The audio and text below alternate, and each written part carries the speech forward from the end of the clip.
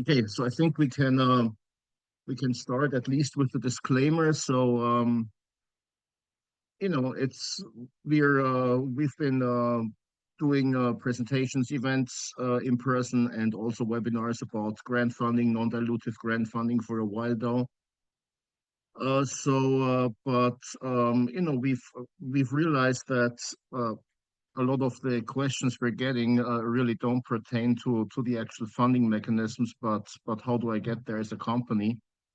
And maybe even if you're very early stage, how do I get there as an individual to have a company that is fundable for this kind of for these kind of options? And what kind of what's my pathway? Should I do it? Should I not? Right? I've got a job, things like that. Okay, so we've put together this presentation, which is hopefully educational. It contains some information on grants proper, some information on company formation, basically international collaboration options, things like that. So of course, a lot of these also patent law, intellectual property law. Of course, a lot of this information covers topics of intellectual property, accounting laws, tax laws. So none of what is presented here um, represents legal advice or accounting advice or financial advice or any kind of advice to allocate your resources or funding, right? So we're not a law firm, we're not an accounting firm. Simply we help small pre-seed and seed stage startups get funding, and we observe what generally has worked and or hasn't. Okay, and this is where we derive our information here. So please don't don't quit your job or take out a loan based on anything you're hearing in this presentation. Okay, so I mean I should say that. I mean they're always, I mean of course most people are mature, hopefully.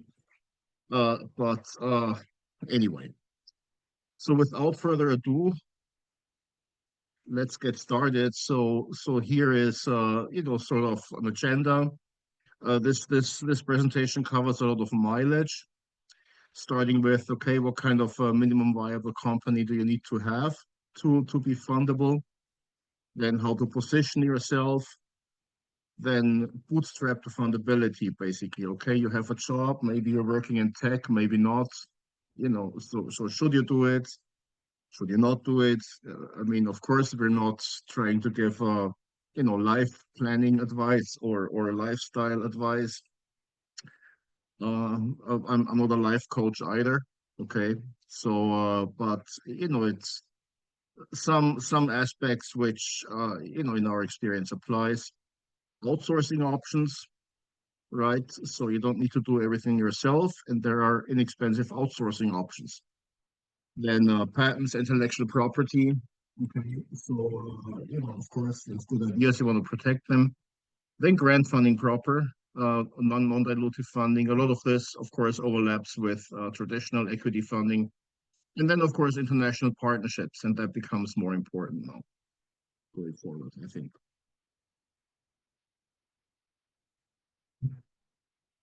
So, oops, did I skip one slide? No, I didn't. Okay. So, minimum viable company. So, what kind of company should you have to be grant fundable? Uh, of course, a lot of this overlaps with traditional equity funding, but really this strictly applies for let's say up to the seed stage. Okay, so you know of course it's even before fundraising, right?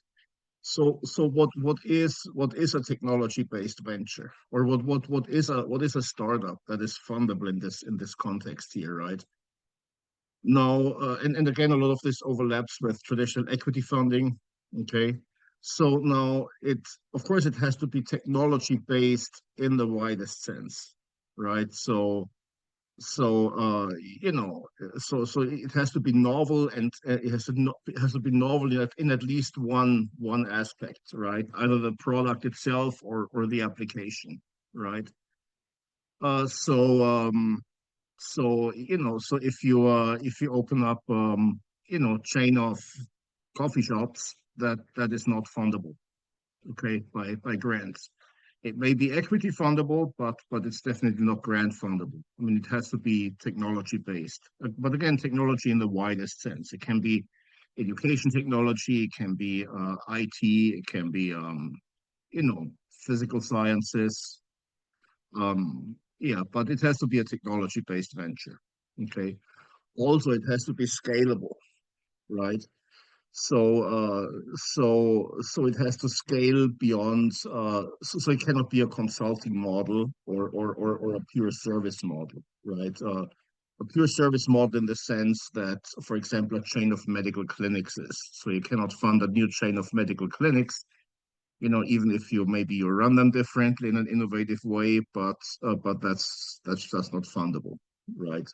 Engineering consulting firms, right?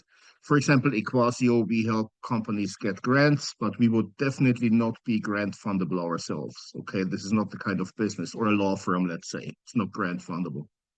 So you have to scale. You have to basically have a product idea that kind of reproduces themselves.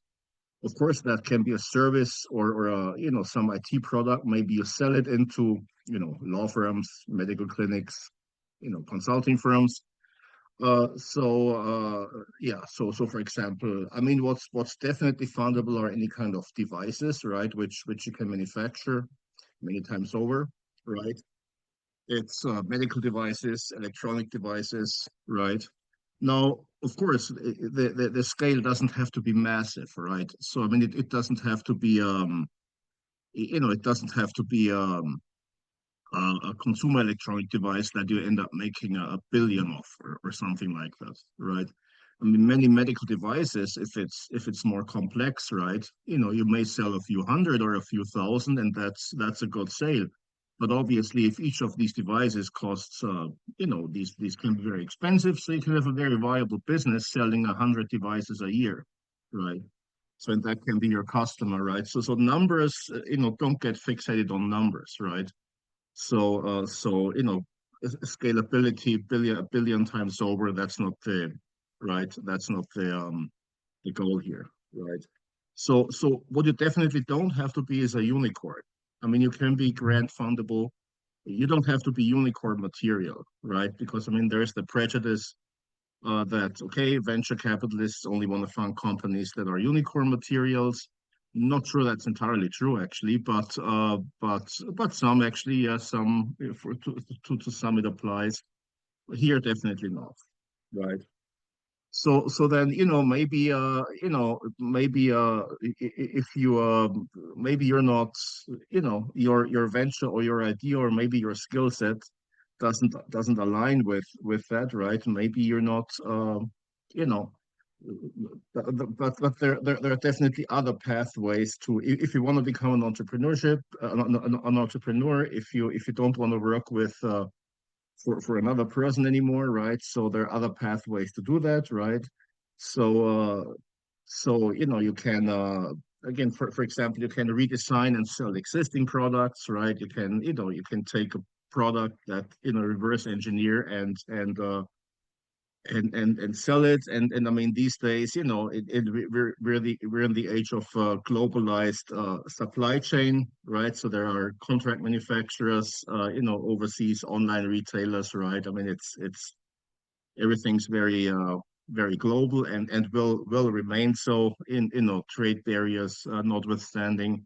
So a friend of mine, I mean, he's selling products on Amazon, and they're redesigned or newly designed kitchen appliances, decidedly low tech kitchen appliances. He's making a pretty good business with that, right? And the company is run out of his own home office, right? So the product never touches his warehouse. He has no warehouse. Okay. So So apps, of course, you can make an app. Some people might say there are too many apps in the world, but still there are, if you have a good app, of course, some apps or some technology that is delivered through apps may be very much grant fundable, right? I mean, if it's, especially in the medical space, maybe. So there are many examples actually, right? But of course, you can just copy an app and make it better, or maybe make something similar to something that's already there. Again, you probably, I mean, reach out to us if you're unsure, but it's probably not fundable through grants. Okay.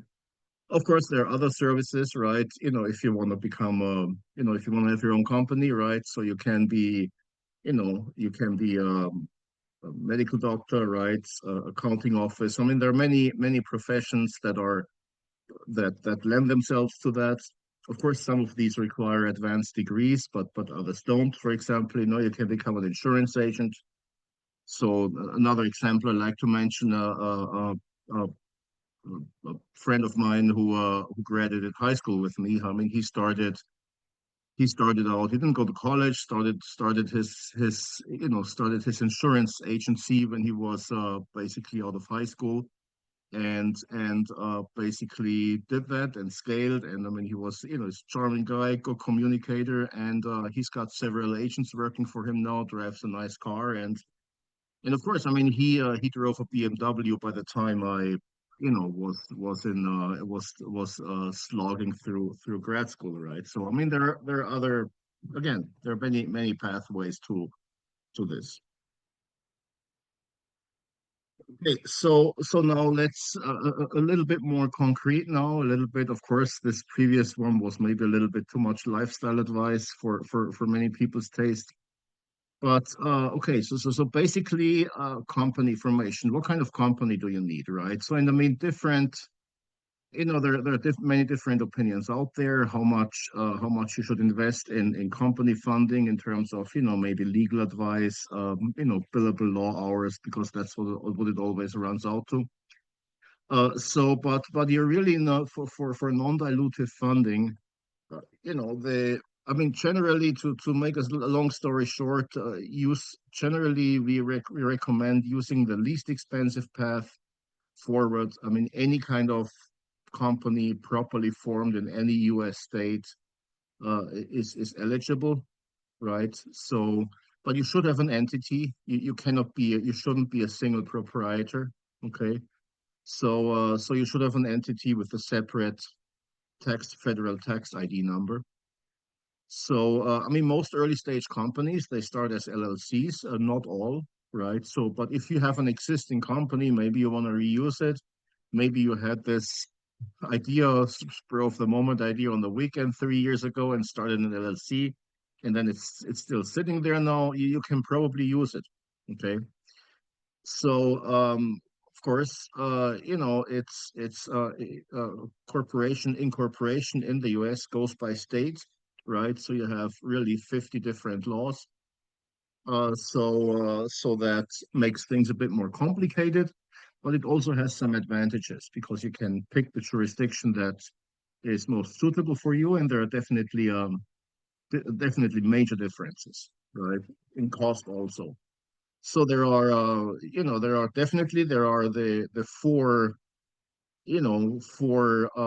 four high privacy jurisdictions, right? There is Delaware, the classic one, but also New Mexico, Nevada, Wyoming. Okay, so if you start a company, right? So there are no requirements that you have a physical presence yourself in the state you form the company in. Okay, but of course, you will have to have a registered address. So if you're not there physically, you generally, again, to our knowledge, you generally have to have a registered agent there, right? So that agent can be someone you pay, who is obviously then obliged to maintain your privacy, or it can be someone it can be anyone in that state. Okay. So, but of course, then, for example, if you're in California, you start New Mexico LLC because it's cheaper, it's better for privacy. but you have to, if you're operating in California, you have to register that, for example, New Mexico company as a foreign entity if you're doing any kind of activities, if you're performing any kind of activities in California. Okay. For example, and California is the strictest, right? In those terms, the threshold of what allows to be substantial activity in the state is very low. I don't know if it's very low, but it's very low, right? So basically, if you're I mean, basically, in summary, if if you're if you want to start a non-California company, maybe to remain confidential in terms of ownership, or the cap table and so forth, then yeah, you will probably have to register a company in California that's associated with additional costs. That registration as a foreign entity, quote unquote, it's not really foreign, it's foreign in terms of in the sense of another state. That registration does not breach the privacy laws in New Mexico. It still remains, it's still a New Mexico company. But then, of course, California just wants its cut of any income you make in California, right? Uh, so, um, yeah, so there are other states with strict foreign entity reporting rules, right? So there are, in addition to California, there's Texas, New York, basically the large population state. It's not really not it's got not much to do. These things have very little to do with politics as you see them on the news every day here. It's quite unrelated. So mostly, right? So states. So if you're so there are some states, for example, Florida, Colorado, North Carolina. Those are more friendly. Let's say if you're in Colorado, you start a non-Colorado company. I mean, there's a better chance. The threshold is higher that you have to register that company in your home state and the state you're actually based in. Okay. Again, these are just general guidelines. This should help you if you're interested. This should help you to basically, start looking. But these are sort of starting points. Okay. So there are different you know legal entities, you have different options. It's basically most people. So I mean, if you haven't if you don't have an entity yet, generally, we recommend, if you're just getting started, or maybe you've been developing a project or working on something for a while, building something for a while, you want to start a company now. We do recommend an LLC, definitely. The advantages are very low costs of formation typically. So I mean, basically, if you have, you know, $100 and an internet connection, will generally enable you to start a company sometimes on the same day in many other states. Again, I can't speak for all states, right? So no, an LLC has disadvantages. And this is, tax jargon. It's a pass-through entity, so it's the least tax optimized. So if you actually do make money, which of course, as an early stage startup, you're losing, right? So, but if you actually do make money, you're basically taxed at your income tax level. And if you have a job, or your spouse has a job in, maybe in high income jurisdiction, right? Then of course you have that additional income which gets taxed at the high tax bracket. So that's, it's a disadvantage. Of course, if you're starting out, that's actually an advantage because you're typically spending more than you're making for a while. So that's obviously, it's favorable then, the LLC. C corp is typically if you're further along, right? So it's not a pass through. Basically, profits remain in the company. They're more difficult to set up. I wouldn't recommend setting one up yourself. The LLC, you don't, in my opinion, you don't need a lawyer. But consult a lawyer to verify that opinion. Okay, so anyway, it may not be, so again, point I'm trying to make, it no legal advice. I mean, you get the picture. But generally, I mean, the point is LLCs are very easy.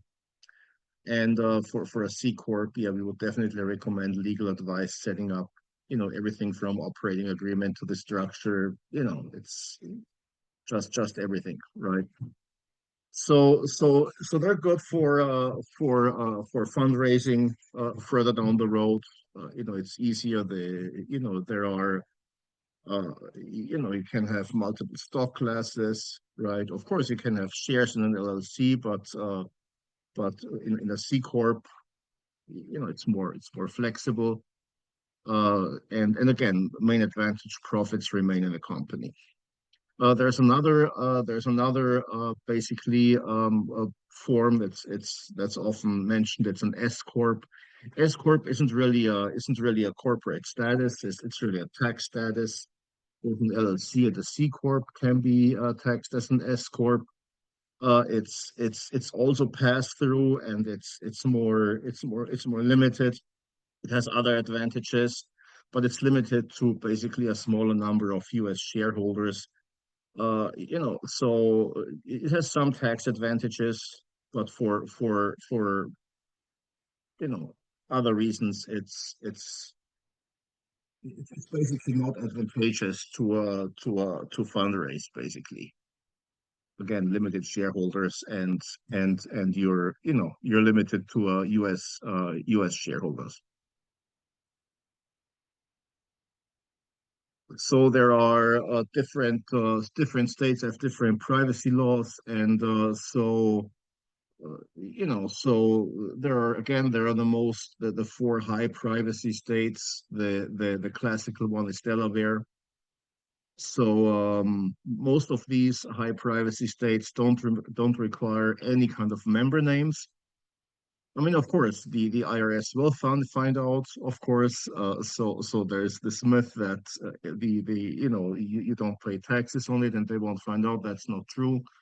But it's shielded otherwise from the general public, or from most people, let's say. Uh, so um, so there are also strong protection from creditors typically, right? So for example, if you have an LLC that owns asset in one of these states, and maybe things don't go so well for you financially yourself, but the that those assets are very much shielded. So it's very hard to seize assets of an LLC in Wyoming, let's say. Some are stronger than others. Also, big difference in cost, right? I mean, Delaware is the classic one. I mean, the Delaware is by far the leading state for incorporation in the United States. It's been in this game for the longest time. And so, of course, so they can get away with charging a little more. So you basically pay $300 a month just to keep your LLC registration going. Other states are less expensive. Wyoming is $60. New Mexico is free, which is one reason Equasio is registered in New Mexico. So yeah, so there are also some state income tax on LLCs. This only applies really if you're actually working in that state, if you actually generate income in that state. Okay. So yeah, and there are different. You know, basically, Wyoming is the best really for stealth startups. It has the strongest privacy laws, stronger than all the others even. And New Mexico is it's also strong privacy laws, but it's very very cheap, very inexpensive. Obviously, it's the least friction jurisdiction. But again, if you wanna know more details, reach out to us. We are partnering with an accounting firm in California actually. No, they don't charge California prices, so they're very inexpensive. If you want us to make an introduction, reach out to us. So what else do you need? I mean, these are just general guidelines, right? So you need a tax number, a federal tax number. So which is another reason. I mean, you don't want to use your social security number in these documents, right?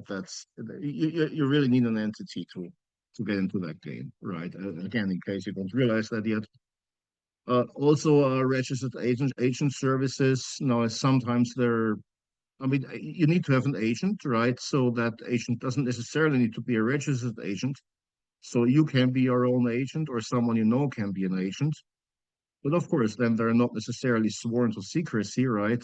So if you want to make sure that your identity remains private, right? And so if you're in a high privacy state, of course, if you register yourself as an agent, then it kind of defeats the purpose. So if you and there are many registered agent companies out there. The largest one is Northwest Registered Agent, but there are many local ones, New Mexico, Wyoming. I mean, it's make sure you check out resources like Better Business Bureau, things like that, entities like that, to make sure these are reputable agents. And but definitely Northwest is good. They're the largest, and I mean, yeah. So, but basically, from let's say $75 a year, they basically it's their name as representative in company filings, basically. And your name stays out of it. I mean, this is of course good if you're maybe you start a company while you're still employed somewhere full time. You don't want your employer to know you're doing this. And of course, so these agents maintain your privacy unless there's a court order to do otherwise, of course. Yeah. Then obviously you need a checking account. Start a business banking account, at least a checking account. So there are many financial service companies. They're not all officially banks, but at least you can, they're often affiliated with banks, like Novo. I think it's not actually a bank, but they're affiliated with the bank, but it's a payment processor, financial service company. So Novo, Blue Vine, Lily is another one. So you can do gives you basic checking services. It doesn't cost anything. Typically, they want you as a customer. So, even if you're an early stage startup, you have no revenue at the beginning, they still want you as a customer because maybe you make it big, and that's good for them, of course. But it's an absolute necessity to be eligible for grant funding, because obviously you need to give the government at a very early stage. They need to have that bank account, and that shouldn't be your personal checking account. Okay, that looks really bad if it is. So at the very least. Okay. So of course, if you have substantial revenue and or maybe want to access credit funding, right, then maybe going to a brick and mortar bank, or credit union is better. I mean, generally, in my experience, if you're generally credit unions are friendlier than large banks, and that's not just a prejudice. I think but of course they have less scale, right? So and of course they're typically local to a certain town, oftentimes, or a certain region. So you should have a digital presence. Okay, you should have you should get your web domain. You need to think about, okay, at the very least. So let's say you're submitting an application for grant funding. I mean, of course, the application doesn't become public, but the people who will decide whether you get the funding or not, and the same applies to any other funding, venture funding, equity funding. That the people who review your proposal, whatever your pitch, the chances that they will look at your web presence is 100%. Okay, they will look at do you have a website? So you need to have some minimum website, some landing page, right? Hostinger these days is, I think, the one that's easiest to use. So you can set up a web page. They have this AI platform. It takes, I mean, in a few hours, you can set up a presentable web page. If you don't want to do it yourself, you get on Fiverr, or maybe look for a consultant. If you, of course, Fiverr is risky, right? You don't know who you're getting. I don't know whether you should do that. I cannot, but there are definitely, low cost consultants out there. Yeah, Fiverr is Fiverr.com. It's one of those. It's a gig work platform. Yeah. So but there are others, and you don't have to use those. Of course, you can use, Fiverr isn't so bad. I mean, you can hire someone domestic, and then they're make sure they're verified, right? So that there is, who they are. So anyway, I'm digressing. So you need to have a web presence. You need to have company emails. Okay, so don't submit a grant application or any application for any funding using Gmail. Gmail, Yahoo looks unprofessional. I mean, okay, it's okay. If you have a great idea, reach out to us with a Gmail account. That's fine, right? I don't want to discourage anybody, right? I mean, I've been known to do that sometimes, but reach out to us if your idea is good. We want to help you, but definitely, get your own domain name, get your own email. It looks professional. Social media, I'm not saying you should spend a lot of time on social media curation, right? Especially in very technology heavy areas, that's not really needed. But you should have some minimum apply some minimum due diligence, right? So let's say, update your LinkedIn account, your LinkedIn page occasionally, right? Put, like one news report a week on your, website blog, things like that, right? It doesn't take a lot of time, and yeah. So again, if you don't want to do it yourself, you can pay a consultant to do it. I mean, these types of services, they're not expensive. And I mean, the likelihood that, so if you submit a grant, the likelihood that they will check out those pages is again 100%. They will look at it.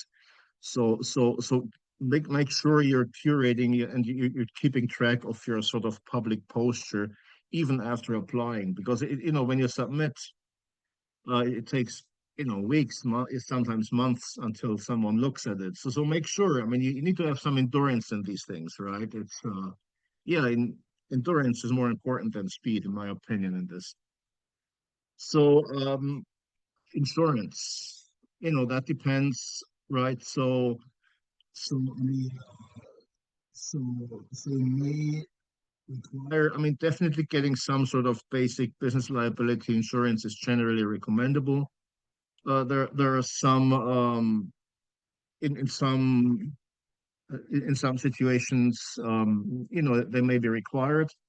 Let's say if you're as part of your business model, if you enter premises of certain business to business customer, they may require to have business liability, at least, or business insurance, liability insurance, workers' compensation, right?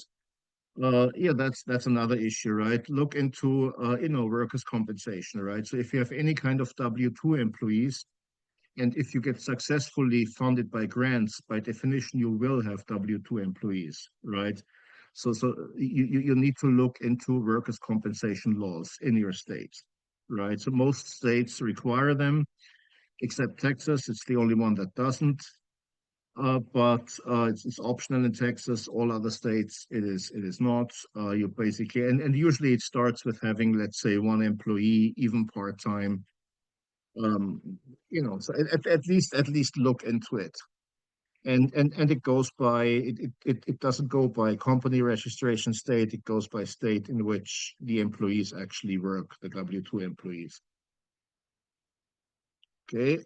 Again, none of this is legal, tax, or accounting advice. Consult your tax professional or legal professional for any of this. Okay.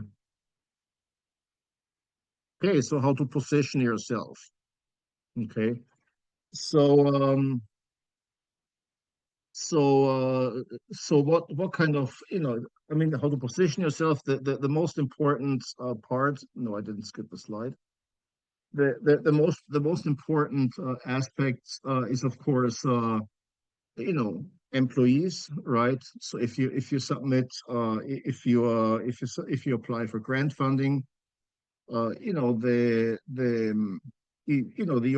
team, the team you have gathered, maybe you're building something with a team you met somehow. Maybe they're friends, they're from college, they're from, I don't know, maybe you met them otherwise. So the core team needs to be prepared to become employees, not full-time employees, but W-2 employees, right? I mean, W-2, in case you're dialing in from outside the US, it's a US tax status. So it doesn't refer to full-time employees.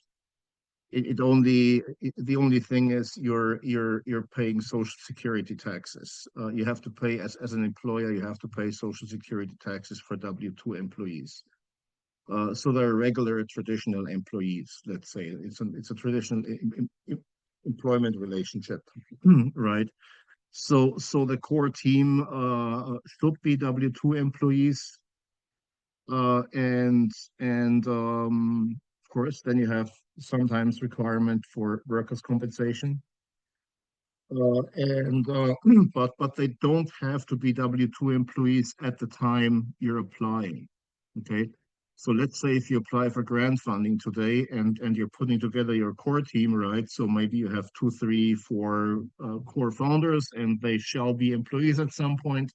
But at the time of application, they don't have to be, right? But you should be prepared that they will be once you get the grant money, right? So you need to kind of demonstrate the intention and ability to do that. W-2 again doesn't need to be full-time. Someone can be a W-2 employee, you pay them $5,000 a year or $100 a year, or it can be anything, right? So there are no limitations, right?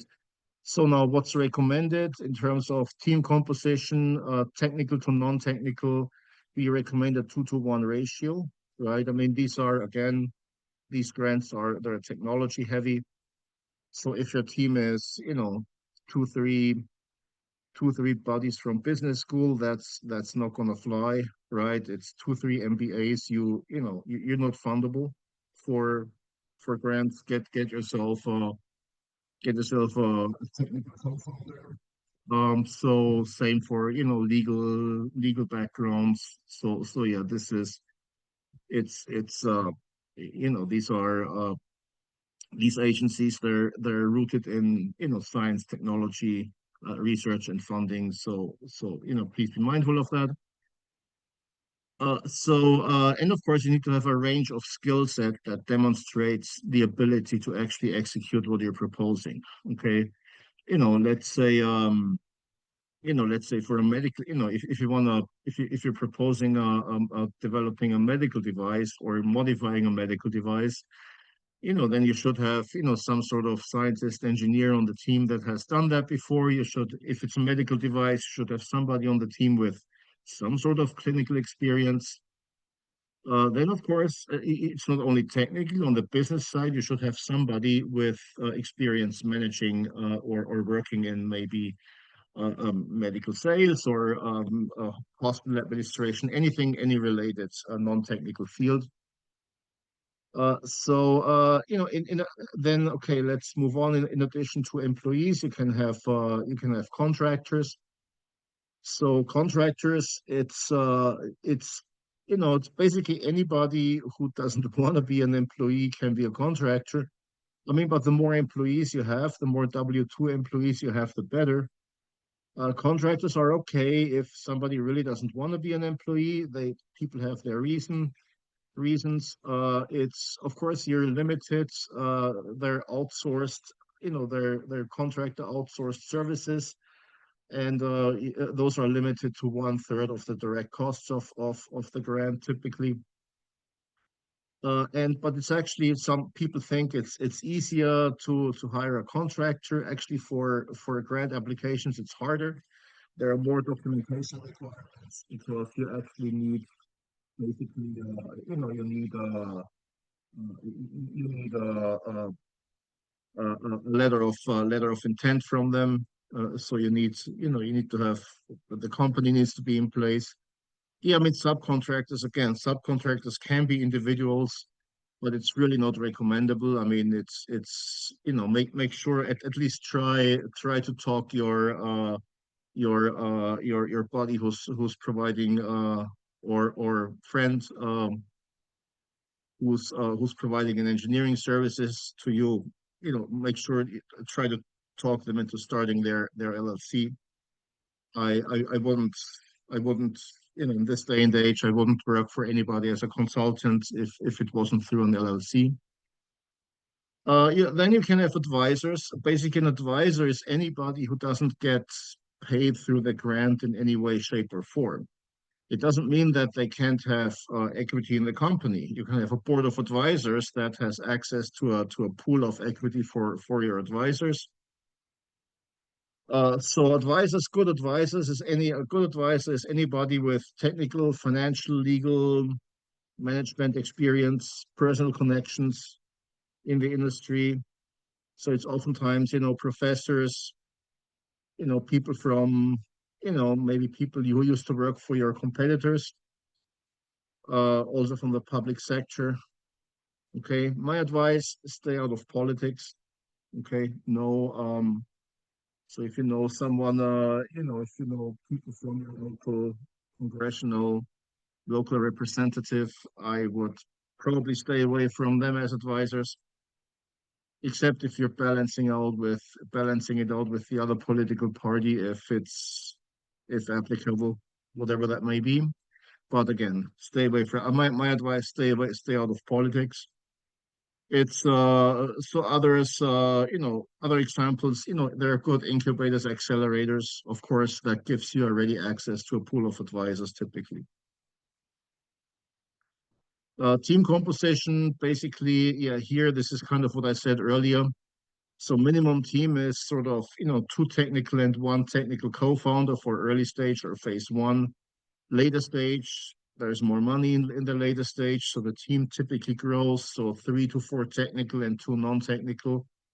Again, I mean, this is for simpler products or maybe a software proposal.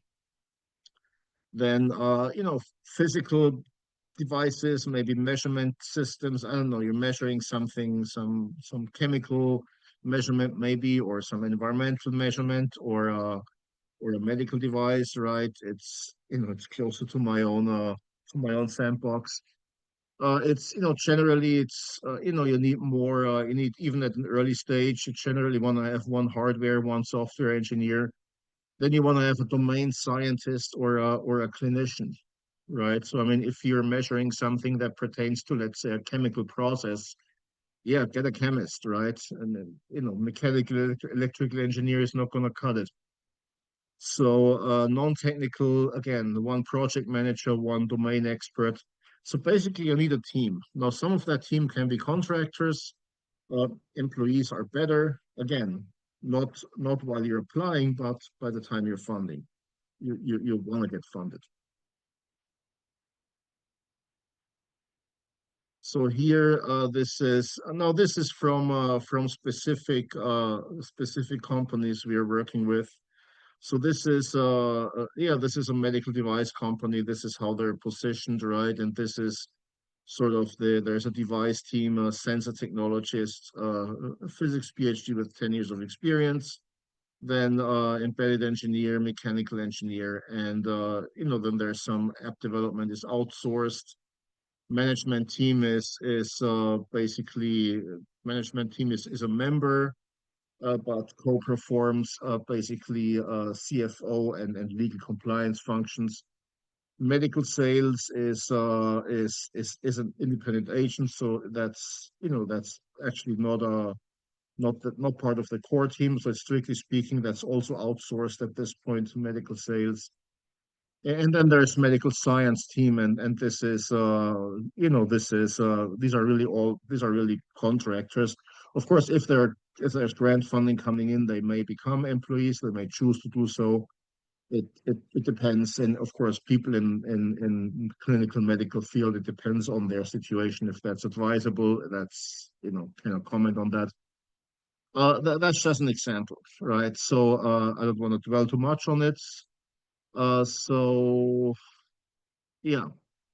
So one important comment to make is, you can fund with grants, you can fund projects, proposals, projects, not companies, right? So basically, company startup. Let's say if you're asking, how do I get funding to start a company? You're at the wrong place. Okay, you can't through this you can't get funding, and there's really no grants fundable way. There's other funding vehicles, right? There's other startup funding. There are loans, some of them backed by small business administrations. A totally different ball game.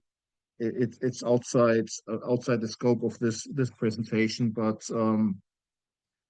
basically, business formation, or gathering the legal team. I mean, generally, no one's going to do that for you. So you need to do that yourself, right? And assembling the team. Then facilities, of course, that's an important one, right? So if you need to get up and running, right? And I mean, the proverbial startup out of their garage, that is actually, it's not a cliche. This is actually very common. Okay, this is many of the companies we work with. Of course, it's not always the garage. Sometimes it's the basement or the attic or a converted bedroom. But it's generally, so yeah. But you need to have these facilities. You need to have initially the minimum equipment to do that. You need to have an early version of your product, right? I mean, if you just have an idea, I mean, ideas are, everybody has ideas. I mean, intelligence is approximately equally distributed throughout the world. So everybody has many great ideas, right? So, but what matters is execution. Can you execute on those ideas? And so if you just have an idea and you apply for a grant, I mean, 100%, you're not going to get, you're going nowhere. So you need to have some very early version, at least, of your product. You need to have a pathway, business plan, pathway to success. You should have customer discovery, right? Customer discovery is a whole separate topic. I mean, I took a customer discovery workshop with the NSF a while ago. I kind of went in with the attitude, okay, I have nothing to learn, right? But I was totally wrong. It was one of the most useful courses I ever took. So customer discovery, and then there are many online courses, right? So make sure you get up to speed on that, and you do that properly, because it's a process. Marketing, sales is a science. It's not only common sense. Then, of course, what you can fund through grants are additional product projects, or which basically enhance your company, right? But again, the company, the top arrow needs to be there. Then you apply for a grant, and of course, that grant should be new ideas, technical merit. It should be scalable. Many agencies, they want, okay, they want the proposal to be too ambitious to generally be fundable through private sources, okay, through non-grant sources. Of course, these are, if it's a government grant, right, of course their mission is not, it's not corporate welfare. They're not supposed to pick winners, right? They're not supposed to say that, hey, Sally's medical device company. We like Sally's better than Kevin's, so we found Sally's different. Right? That cannot be the criteria. So it has to be right. So basically, Sally's proposal has to be something, like business, and it has to be outside the scope of typical equity funding. That's the criteria. So yeah, and of course, there's benefit statements. It has to be typically it has to be beneficial for, if it's funded by U.S. taxpayers, then of course it has to benefit the U.S. economy, obviously, right? And I mean, these always increase the venture fundability of the company, right? So, I mean, the question is often, should I go for grant or grant funding or equity funding? And the answer is, in our opinion, it's always yes. You should try to get both. One is always going to help the other, right? Yeah, and of course, again, that combines into a more scalable product, broadens your markets, right? It gives you new capabilities you wouldn't have otherwise. So this is much shorter here. Bootstrap to fundability. Let's say you're sorry.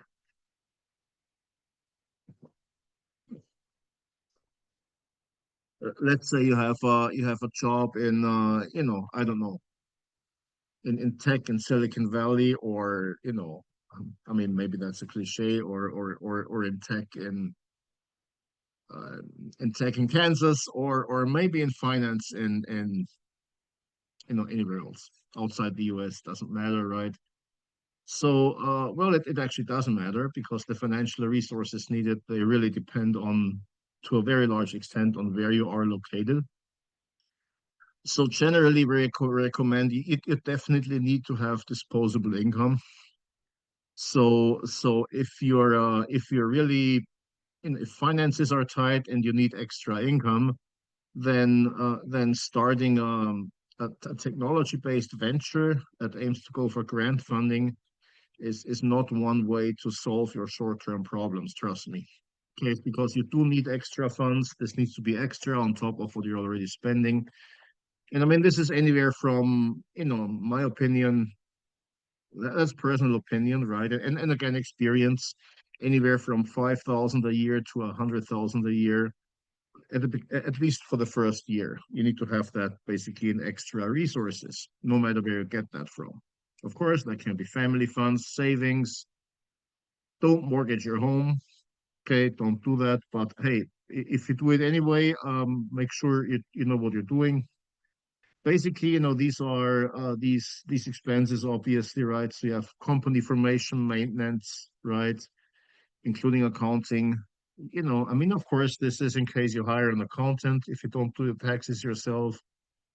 But it can be up to maybe 2,000 a year. All the company, registered agent. If you add everything up, maybe it's 1,000 for some people.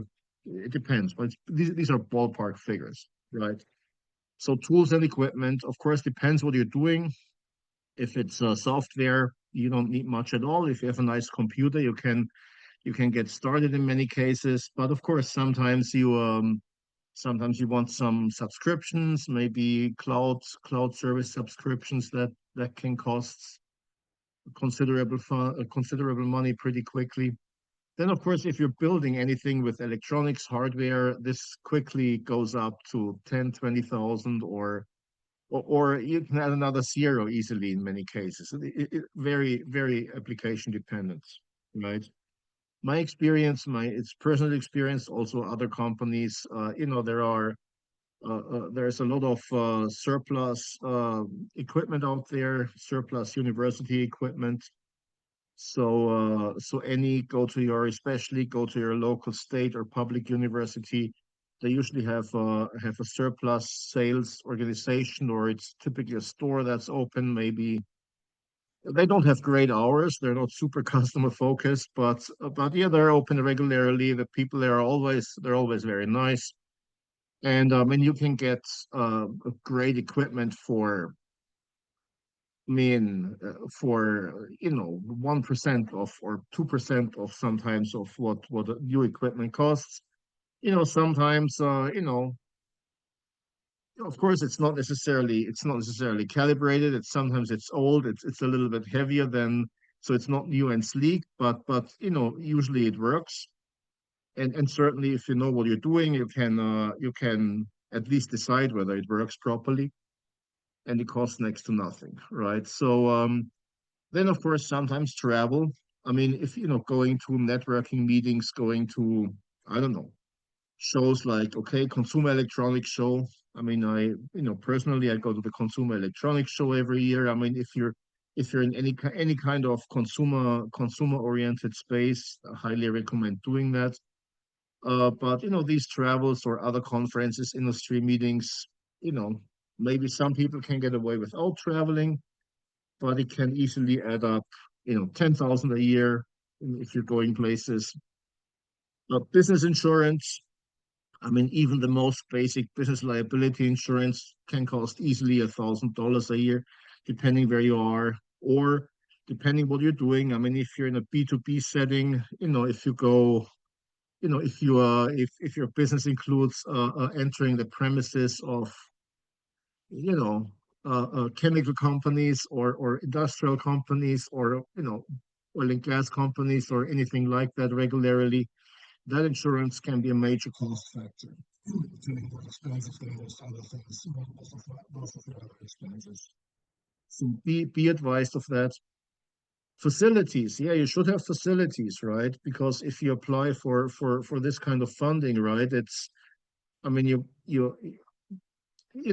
at the very least, you should propose facilities, right? So you should have, if you propose for funding that expands your needs for space, you should have a quote on additional facilities, but you really should already have something, right? Now, depending, this may be your home office or your garage or so in some situations, but then make sure you have the right tax status, basically, right? It's basically your meaning, again, not tax advice, but make sure you deduct that from the taxes that's paid. So yeah, then education and work experience, right? So I mean, of course, there's this myth that, okay, successful founders, they drop out of college and then start Facebook, or something similar to Facebook. That is really more the exception than the rule. The average company founder founders are on the average in their 40s. It's kind of, it's a sweet, it's generally sweet spot between, okay, you have a lot of experience, you're more mature, you don't do rash things anymore. On the other hand, you're not, let's say, you're not approaching retirement yet, which doesn't mean that you can't start a company when you're 60 or 70, right? You absolutely can. It just has to overcome more perceptions that people don't do that, but it doesn't mean you can't. So so yeah, you should have qualifications. Your team should have qualifications across multiple skill sets. Yourself, you also, it's better if you're not too focused on one field, right? I mean, this is oftentimes people coming out of academia. With a PhD, with maybe a postdoc under their belt, the focus is often it's often ridiculously narrow. So make sure, if that's the case, make sure you get co-founders that have a bit of a broader experience, right? Yeah, don't fund a company that's with two other postdocs if you're a postdoc. I mean, just personal advice. So then of course prior experience, right? So of course, again, not a dropout out of their not a college dropout, but it's good that you have maybe, okay, you worked maybe at a few companies. So, if you work for the same company for maybe 20, 30 years, well, that's, of course, maybe your overview over the industry is limited. That's why generally, hey, try to get experience from different companies, right? Contacts across the industry, of course. Yeah, you should be a social person, right? It's not just social. Well, you should socialize, period, but not just with the people you work with directly, but also in that industry. Or you should, or one of your co-founders should be, right? It's yeah. Then of course, this is okay. This is I don't want to be a life coach here, but make sure your family or significant other is on board. I know at least one person who's gotten divorced after founding a company. It was pretty much because of founding their company. So make sure everyone's on the same page, right? So yeah, plan. Yeah, and if you do that, plan on being on call, when you go on vacation, when at least on email.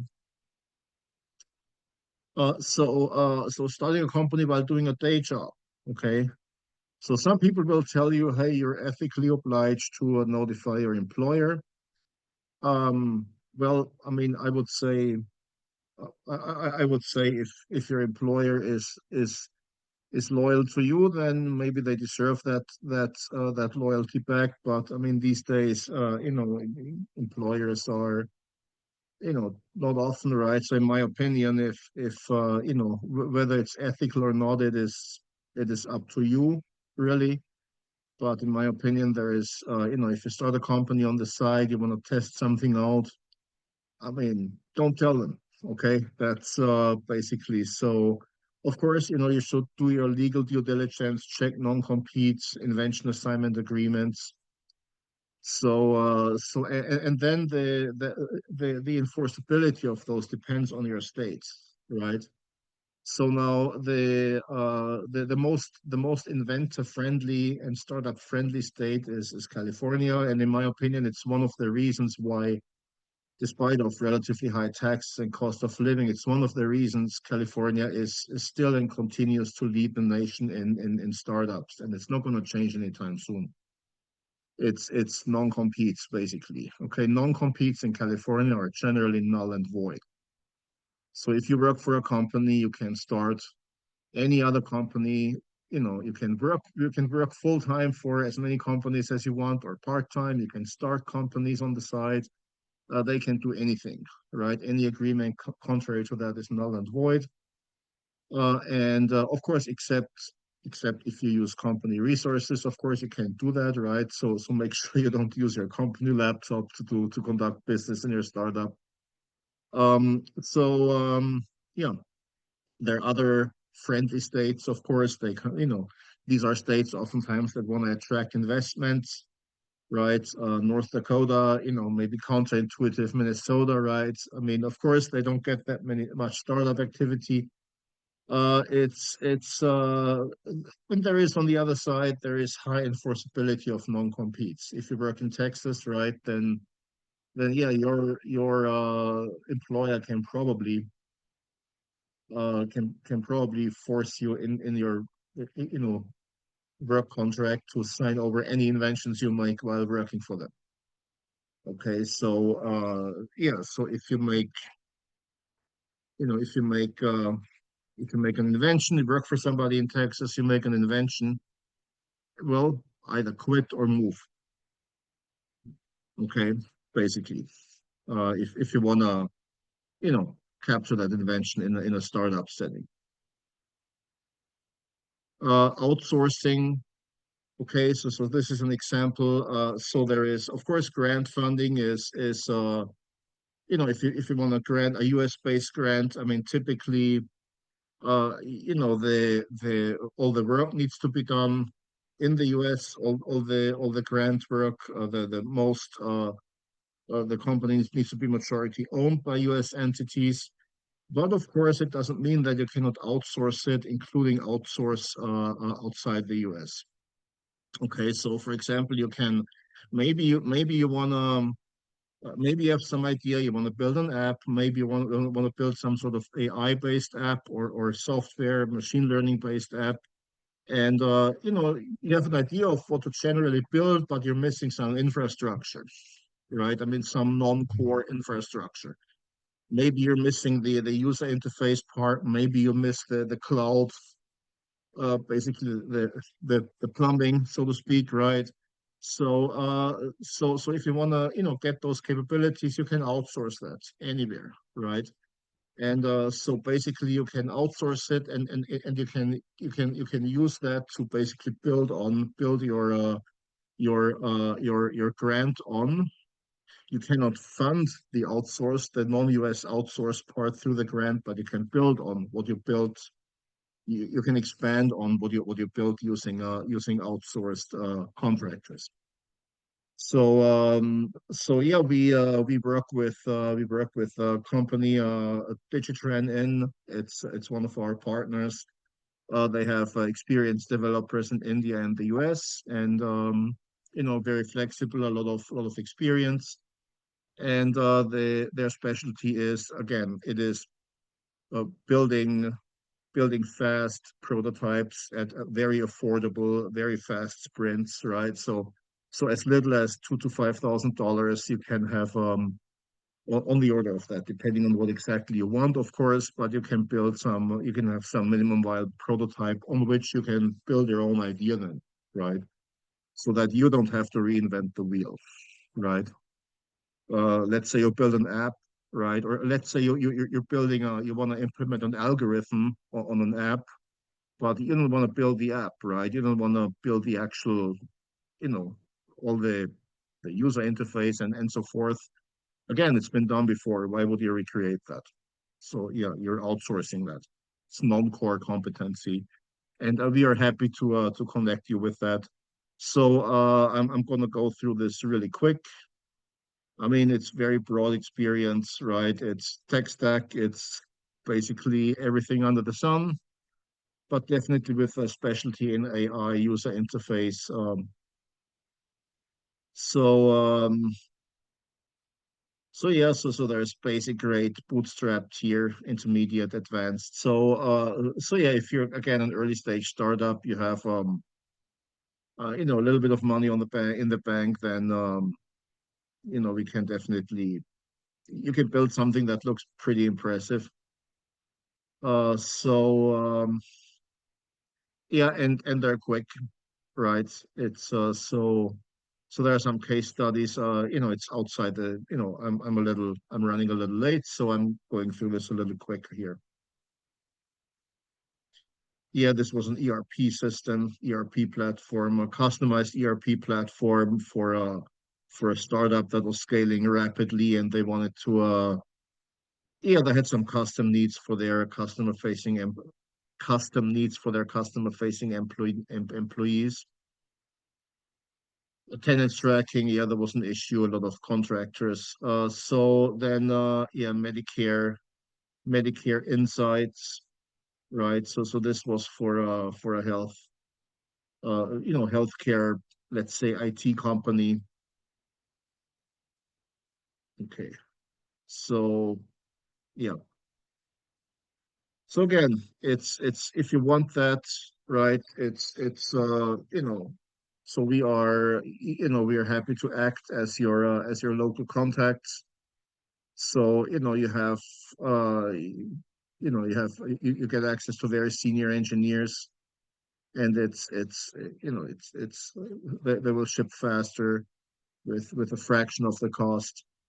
And it's again on the order of it's a single digit $1,000 range in spend. It gives you a minimum viable prototype to again build your own idea as well. So patents on a budget. So this just real quick. So we had this spring we had a joint session with Ingenium Patents, Peter Kramer, and again, so we are not a patent law firm, but we work with Ingenium Patents. If you want to work, if you want access to, let's say, maybe you're further along, you're a larger company yourself, then we have access to maybe more local uh, um, uh, patent law firms. But it's Ingenium Patents is our go-to firm for referrals. They're doing fantastic work. It's and one of their specialties is basically provisional patents at a very low cost. Of course, provisional patents, the government fees are very low, and but of course the difference is, Ingenium Patents will write provisional patents that will actually pass as utility patents then, right? Because most people who submit their own, I mean, I've seen companies submit basically, little more than a slide deck, or maybe some Word document, some concept Word document as a provisional patent. That typically is easy to punch holes into down the road. It's not recommendable. Just spend a little bit more money, and it's much less than $10,000. Trust me, it is more on it's more in the lower four figures what you're going to spend. But that provisional patent actually it'll actually make it, right? If in principle if the idea can make it, Ingenium can turn it into a form that will make it. Now, provisional patents is, it's in my opinion, it's one of America's best ideas. Basically, it gives you patent pending status from the filing of a provisional patent. But a provisional patent is you file, and so you have 1 year until it actually gets examined. So you don't pay any of the patent examination costs for a year. So you have 1 year to maybe validate, to maybe do more R&D, to maybe do a customer discovery, maybe, check out the market, things like that. And then you decide after a year, hey, thumbs up or thumbs down, basically. So yeah. And if you don't end up filing, it stays confidential forever, never sees the light of day. Again, we're not a patent law firm, we're not an IP law firm, but reach out to Peter if you want advice. I mean, he'll always be happy to talk to you. Yeah, then of course grant funding. I mean, we're gonna, we have, of course, we'll have webinars again. So these are, of course, sort of the gold standards. Flagship program is still the US SBIR program. I mean, even though you might, from what you hear on the media, you might think, hey, it's basically all grants are gone and all grants are stopped. It's not true. It's certainly not true for the for-profit grants, because these are grants for-profit companies. So here, NSF, NIH, those are the largest non-defense agencies for these grants. And again, if despite of everything you hear about the NIH, NSF, the SBIR grants are, to our knowledge, essentially unaffected by this. One reason is the NSF or NIH, it's not actually their money they're dispersing, it's somebody else's. The funding comes from the Small Business Administration, and NSF and NIH only decide, basically, they only decide who gets it according to their criteria. So they're really the dispensing agency, and that's it. And I mean, even most reviewers are not employees. Okay, so there's very, in our experience, yeah, things probably slow down a little bit, but by and large, we don't really see any cancellations in the for-profit sector. There are a lot of canceled grants, but they're all university grants, basically. So yeah, it's basically phase one, two, three, right? It's significant amount of money. So if you want us to help you, reach out to us. Okay. So yeah, basically, should I go into more detail? I mean, so you have you should be, of course, to be eligible, you need to be a US based company. Um, the entity needs to be U.S. based. It needs to be majority owned by U.S. citizens or permanent residents. There are limits on ownership, institutional ownership. Let's say if you're if you're owned by maybe a large financial investor, it doesn't automatically exclude you, but it's definitely, they're definitely gonna look into it more. I mean, it's a more complicated topic, but anyway, but generally, the idea is that the ownership, it's basically owned by individuals who are, U.S. citizens or permanent residents, or in their majority at least, right? So NSF, right? NSF funds everything under the sun, practically anything technology related, from advanced manufacturing, which is the same as 3D printing, all the way to learning technologies, education technologies, medical devices, robotics, quantum computers, artificial intelligence, blockchain. Blockchain is the technology underlying Bitcoin.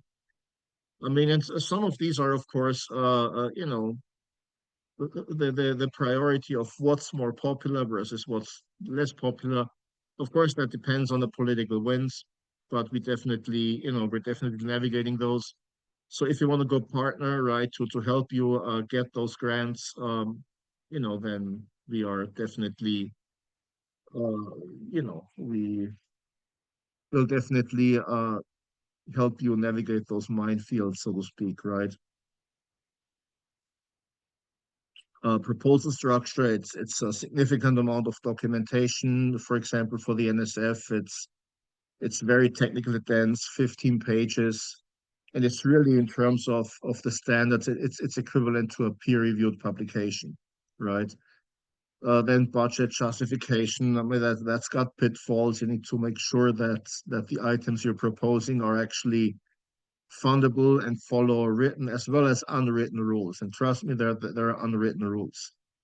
Biographical sketches, bio sketches. It's basically a CV or resume, but in a different form. It's a bit of an art to write those properly, especially for companies who are not from academia and who don't have a lot of publications. So again, we're obviously, we have experience doing that, and we've been at this since COVID, since before COVID. And yeah, then you need other support docs, letters of support,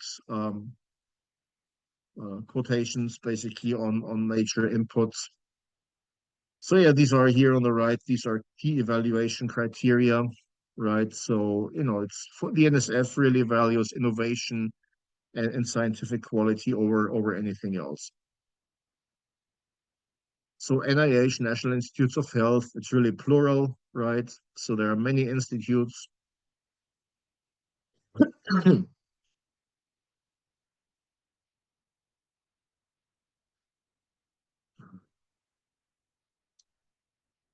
Yeah. So in case you are concerned about cancel grants and that that you're basically, if you go for grant funding, you're wasting your time. So we've, according to our survey, which is, it's not totally up to date. This is a couple months ago. This is a couple months old. So analyzing 1,378 NSF grants that were canceled, only 45 of those grants were from the technology innovation and partnerships category, which is a small percentage. I'm not going to calculate that right now, but it's maybe a couple percent. And the TIP category includes SBIR, but it includes things other than SBIR as well.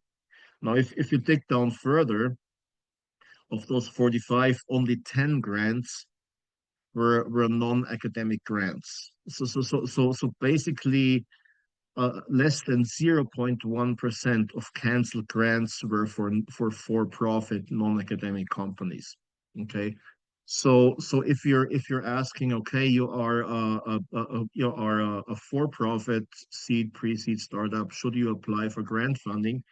My response is absolutely. Because actually, I mean, one thing we are observing is a lot of other potential applicants are discouraged now.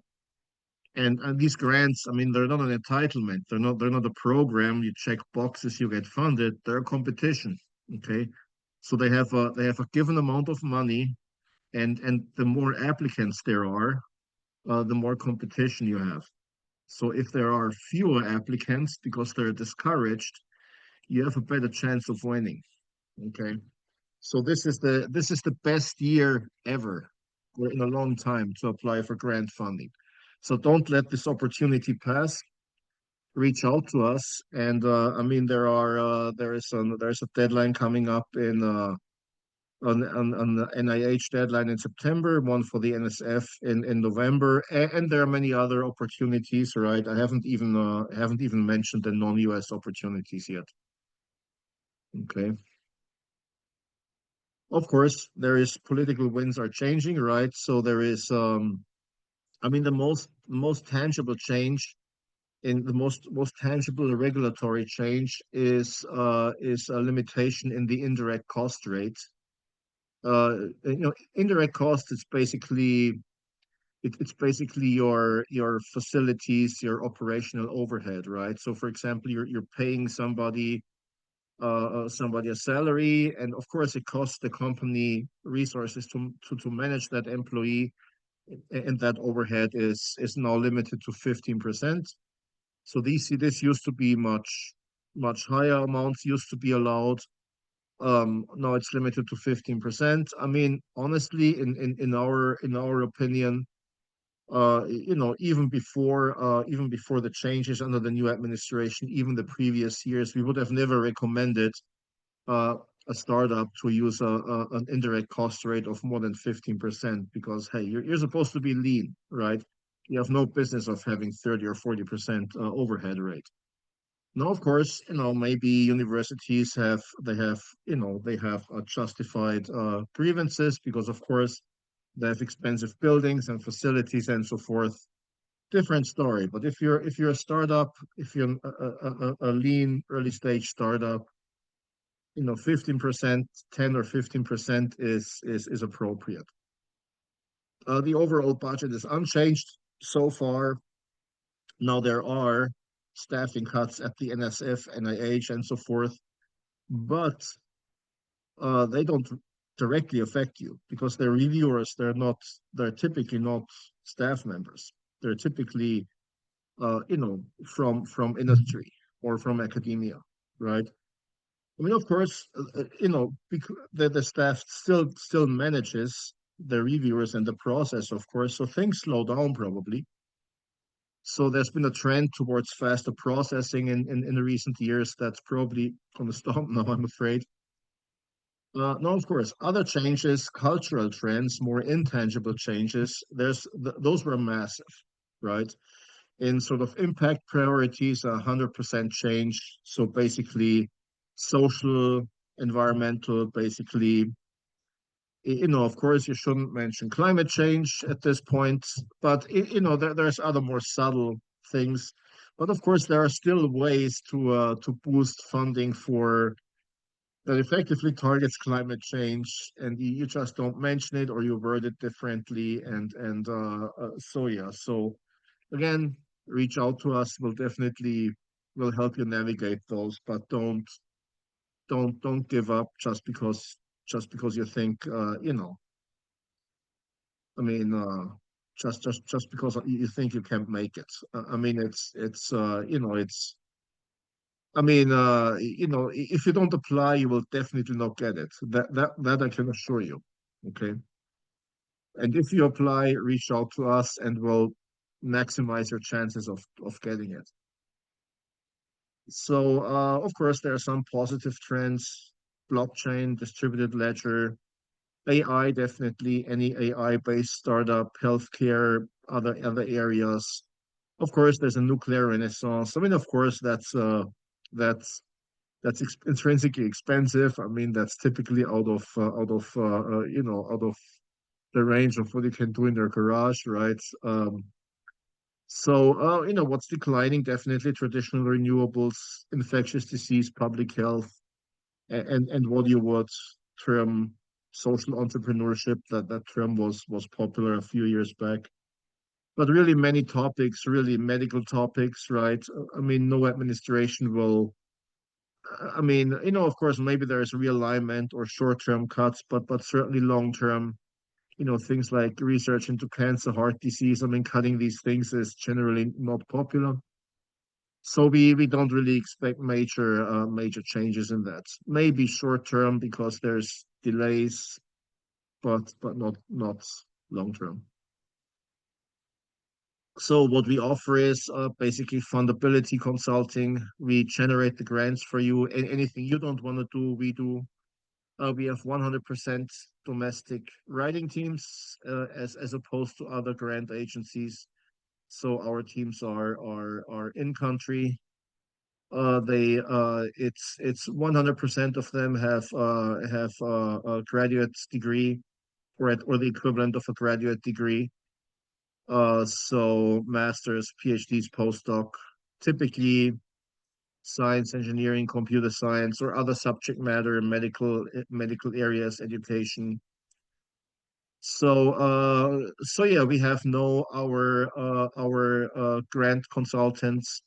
We have no non-solicitation agreements with them. So if you want to recruit them on your startup, feel free to do so. We consider that to be a success if that happens. So we have we help you getting patents, simple fee provisional patents, straightforward. No billable hours, which are unpredictable. I mean, it's going to be a straight fee, and it's performance based. So yeah, we have basically accessing international ecosystem. I mean, so we're becoming more active in that, right? Setting up partnerships, outbound or inbound from the US. It's our terms. It's a combination of a startup fee and a success-based fee. Startup fee is less than 5% of what you're totally paying. Sometimes we waive it if you really like the if you really like the project, or we just charge very little. Of course, the sort of the retainer, the upfront retainer, the main purpose of it is that that you're staying on focus, that you don't go away basically, because startups, they get incredibly busy with 100 different things, and of course, if you don't end up applying for the grants and our payout, it's if it's success based, if you don't end up applying because you don't have time, or you decide to do something else, that's a problem. So that's the purpose of that initial retainer typically. So yeah, NDA, we as opposed to our colleagues from equity funding, equity, from venture capital, typical angel investors, we will enter an NDA anytime. We're happy to do so. Okay. And one important thing is we only work with companies we think we can win a grant, and yeah, we need to get along with the company, right? So the communication style needs to be, yeah, that's another thing. We do expect, civil conversation, right? So things like inappropriate demands or excessive demands to our grant writers, we definitely don't tolerate that. On the other hand, we are very flexible, right? So we help provide services maybe on the side which other agencies wouldn't. So we help you, you know, recruit uh, team members which we may be missing. We definitely can do that. Setting up partnerships. Yeah. So yeah, this is just a comparison, right? Basically hiring us versus doing it yourself, right? I mean, given the amount of, because time is money, right? So if you spend months and months basically writing a grant, and it can take months. That's lost opportunity actually building products. And this costs you, in the end, it costs you tens of thousands of dollars, equivalent, basically engineering time, and your team is busy and you're losing runway. So, and in my opinion, there is for, um, if you don't hire us, hire somebody else. But my advice is don't do it yourself. The grant writing, I mean, you wouldn't write a patent application and file it with the patent office yourself either. You can file your own. You can be your own patent attorney. It's perfectly legal. You can file your own patent applications at the patent office. But trust me, don't do it. Okay. And here it's the same thing. You wouldn't do that either. Okay. So we have some specific initiatives. Okay. So has your grant been rejected due to the federal government's revised policies? We do want to hear from you. So if we think it's in principle fundable, and if it's a for-profit grant, of course, then we can, again, if it's fundable, we'll take a look and help you resubmit it for free. I mean, of course, for a success-based fee, but for zero upfront. Okay, public endorsements. So if you endorse us or give us kind of, basically allow us to maybe use part of the application material in other, for other applications, we definitely give significant discounts on initial retainer and success fee. So referrals, we have a referral bonus, basically, um, a $5,000 referral bonus if you know a fundable startup, you refer them to us. If they get a grant, you get $5,000 for that grant. Okay, just for a referral. But of course, it's success based. So yeah, reach out to us. Email is the preferred method to contact us. And that's the last point here is international partnership, right? So eligibility, of course, for the grants I've mentioned, ownership needs to be 50% plus X by US citizens or permanent residents. R&D must be in the US, but the products or prior results from non-US entities can be integrated.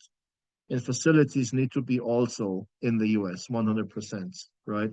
So of course, if you're a non-US company and you wanna gather, these funding opportunities, the best way to do it is to partner with a US based company and form a joint venture that meets those requirements. So that can be both inbound and outbound. So we have definitely contacts from many US and international startups in our, I was going to say Rolodex, but that no one uses that anymore, in our database. So if you're interested in matchmaking, reach out to us. Again, contact at equasio.com. Focus areas, definitely healthcare, energy, AI, machine learning, also education tech, I should add, recent interest, but really anything non-defense. And so, if you're in renewable energy, you're unhappy with the direction of the federal government, we are happy to set you in contact with entities in Europe. So there's definitely funding in the EU, especially, that actually specifically targets US-based companies wanting to go there. If you want to do that, we're happy to help you. Okay, so same inbound. If you want to access the US, we're happy to help you equally. Okay, so that's it. So I'm gonna keep displaying that. So I totally went over time. It happens on the weekends. I'm slower, but I hope it was you know. So yeah, this presentation, a recording of this presentation will be distributed. So if you joined late or if you had to leave early, you will get the recording and you can listen to it in your leisure. Don't listen to it and look at it while driving. Obviously, it is unsafe. And if you listen to it, there's a lot of those players have the option to play it faster. Then it's not that long, maybe. But my voice does sound extremely funny if you play it too fast. So it may be involuntarily funny. So I'm just gonna take some.